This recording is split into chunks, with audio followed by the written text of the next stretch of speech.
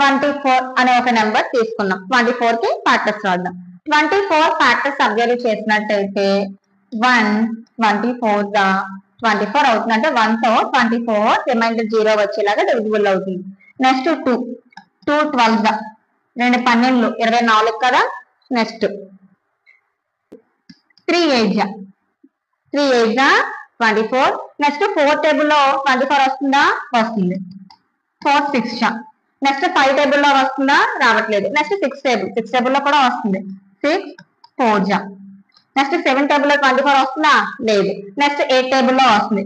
8 3 next 9 టేబుల్లో 24 వస్తుందా? లేదు. సో ఇలా మనం అబ్జర్వ్ చేసినట్టయితే మళ్ళీ 12 టేబుల్లో 24 వస్తుంది. అంటే 12 2 24 మళ్ళీ 24 1 24. సో ఇక్కడ మనం తీసుకున్న ఈ నెంబర్స్ అన్ని కూడా 24 ని రిమైండర్ 0 వచ్చేలాగా డివైడ్ చేస్తున్నాయి కాబట్టి ఇవన్నీ కూడా మనకి 24 కి ఫ్యాక్టర్స్ అవుతాయి. సో ఇప్పుడు మనం 24 కి ఫ్యాక్టర్స్ అంటే ఏం చెప్పుకుంటాం? 1 2 3 4 6 8 12 24. సో ఇవి